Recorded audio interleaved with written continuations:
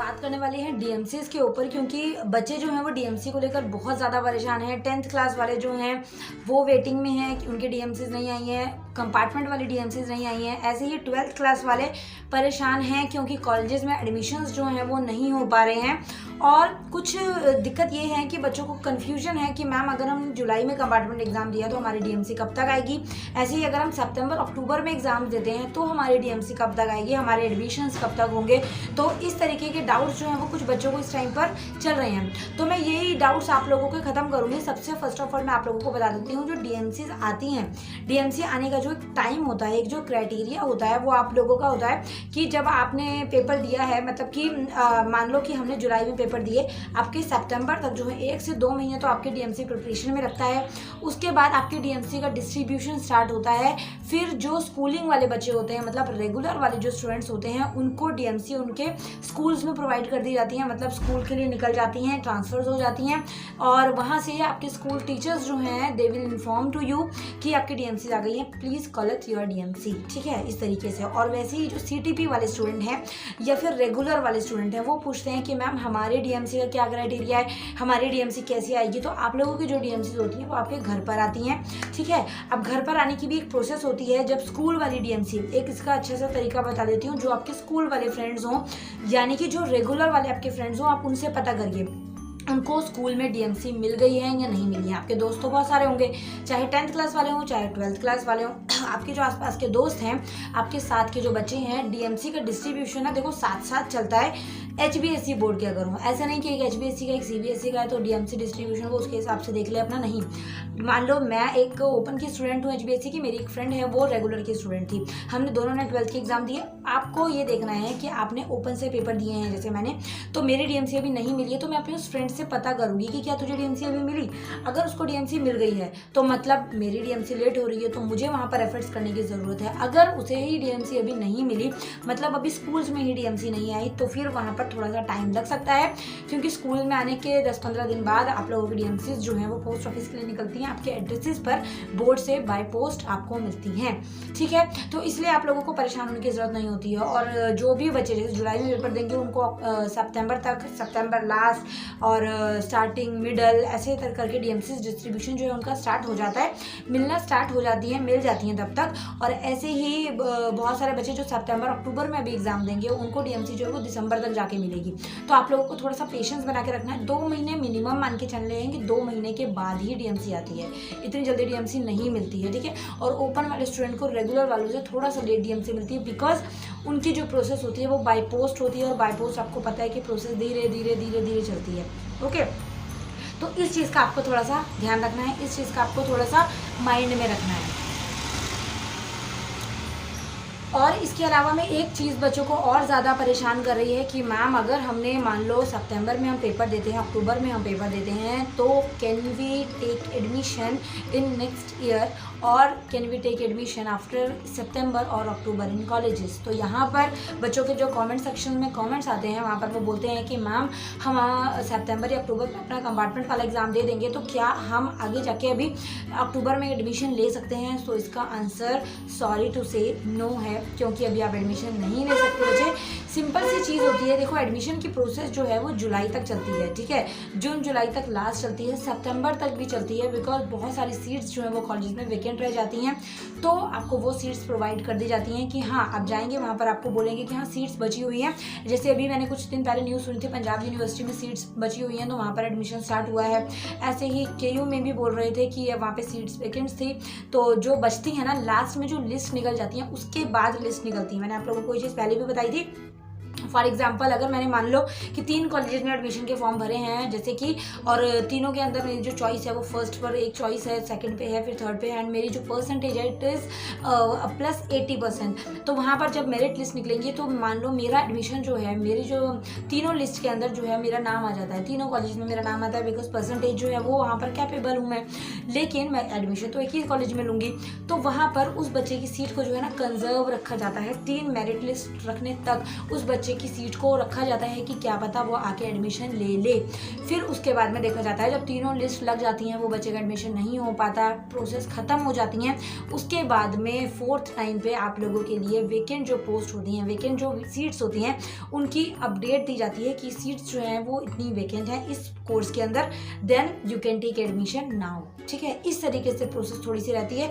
तो आप लोगों को थोड़ा सा ट्राई करना है कि आप ये चीज़ें ना थोड़ा सा ध्यान से देखें कि प्रोसेस जो है वो रहती हैं, बस ये कि लिस्ट के ऊपर डिपेंड रहते हैं। कई बच्चे की मैम हमारा तो लिस्ट में नाम नहीं आया, हमारे एडमिशन होंगे क्या नहीं होंगे, तो थोड़ा सा आप लोगों को इसमें ध्यान रखना है। इतना ज़्यादा परेशान मत हुआ करो। और जो भी आप सितंबर और अक्टूबर वाले स्टूडेंट हैं, मतलब बहुत सारे स्टूडेंट ऐसे हैं जो सितंबर और अक्टूबर में अब एग्जाम देंगे कंपार्टमेंट वाले, तो वो बोल रहे हैं कि मैम हमारा एडमिशन होगा, तो अभी आपका एडमिशन 2024 में होगा, अभी नहीं हो पाएगा। क्योंकि आप खुद कॉमन सेंस लगा के सोचिए, जो भी हमारे स्कूल वाले बच्चे होते हैं, जो भी हमारे कॉलेजेस वाले बच्चे होते हैं, वो जैसे कि आपके एडमिशन्स चल रहे हैं कि जुलाई तक, अगस्त तक, सितंबर तक, लेकिन वहाँ से आप लोग पेपर ही सितंबर अक्टूबर में दोगे, आपका रिजल्ट ही नवंबर में आएगा, और नवंबर स्टार्टिंग, नवंबर मिडल, नवंबर लास्ट, दिसंबर, ऐसे आपका रिजल्ट हो जाता है, 1-2 महीने तो लगते हैं। ठीक है, तो वहाँ पर आप लोगों का एडमिशन इतना लेट वो लोग नहीं करेंगे, क्योंकि आपकी मोर देन हाफ टर्म जो है वो खत्म हो चुकी होती है, एक सेमेस्टर आपका खत्म हो चुका होता है। ठीक है, तो इस चीज़ का आपको थोड़ा सा ध्यान रखना होता है, इतनी ज़्यादा स्टडी स्किप वो लोग नहीं करवाते, तो इसलिए आप लोगों के एडमिशन जो है वो 2024 सेशन में के अकॉर्डिंग ही रहने वाले हैं। ओके, अभी आप लोगों के एडमिशन जो है वो इस टाइम पर नहीं होते, तो इस चीज़ का आपको थोड़ा सा ध्यान रखना है, परेशान नहीं होना है, टेंशन नहीं लेनी है। और जो भी स्टूडेंट अभी जुलाई वाले थे, जुलाई में आप लोगों के एडमिशन्स हुए, तो वो बच्चे पूछ रहे थे कि मैम हमारे जुलाई में एडमिशन्स जो हैं वो अभी हो जाएंगे, अगर जो जुलाई के बच्चे थे, उसके बाद सितंबर अक्टूबर जुलाई में कंपार्टमेंट हुई, तो उन बच्चों के पेपर अभी सितंबर अक्टूबर लास्ट तक आप लोगों के एग्जाम्स रहेंगे, परेशान नहीं होना है। जो सितंबर अभी बोल रहे हैं सीटीपी के स्टूडेंट्स हैं, सीटीपी वाले डेट शीट का वेट कर रहे हैं, आई नो दैट, तो आप लोगों की डीएमसी, आप लोगों की जो डेट शीट है उसकी अपडेट भी जल्द ही आपको वेबसाइट पर देखने के लिए मिल जाएगी। लेकिन मेरा कहने का मतलब ये होता है ना कि आप लोगों को इन चीज़ों से कुछ लेना देना नहीं होना चाहिए, अभी आपको डेट शीट से कुछ लेना देना नहीं होना चाहिए, आपको ये नहीं देखना है कि डीएमसी मिलेगी कब मिलेगी, रिजल्ट कब आएगा कब नहीं आएगा। हाँ, मुझे पता है कुछ बच्चे जो हैं वो they are waiting for the admission, तो वहाँ पर उनकी जो बेसब्री है वो मैं समझ सकती हूँ, I can understand that. But बहुत सारे बच्चे ऐसे हैं जो अभी बेफालतू में इन क्वेश्चंस की टेंशन लेते हैं, इन चीज़ों की आपको टेंशन लेने की ज़रूरत नहीं है। आपको टेंशन लेने की ज़रूरत है कि हाँ भाई, जब पेपर आ जाएगा तो मुझे प्रिपरेशन कैसे करनी है, जब एग्ज़ाम आ जाएगा तो मुझे कौन सी चीज़ें हैं जिसका मुझे सबसे ज़्यादा ध्यान रखना है, कौन सी चीज़ें ऐसी हैं जो मुझे प्रिपरेशन में सबसे ज़्यादा करनी है, और मतलब कि बेस्ट तरीका कौन सा है, मैं अपनी प्रिपरेशन को बेस्ट कैसे करूँ, जो मेरे वीक पॉइंट्स हैं उनको मैं इम्प्रूव कैसे करूँ, मैं प्रिपरेशन किस जगह से स्टार्ट करूँ, कौन से कॉन्सेप्ट्स को और पक्का करने की ज़रूरत है, कौन से कॉन्सेप्ट्स को इग्नोर करने की ज़रूरत है, कौन से कॉन्सेप्ट्स मुझे एकदम डन तरीके से आते हैं। और जब आपको लगे ना कि हाँ मुझे तो सब कुछ आता है, और जब आपको अपना लेवल चेक करना हो कि हाँ भाई मैं अब कितने पानी में हूँ, मुझे तो बहुत ज़्यादा कॉन्फिडेंस है कि मुझे तो सब कुछ आता है, तो आप लोगों को सिर्फ और सिर्फ एक चीज़ करनी है, go to the official website.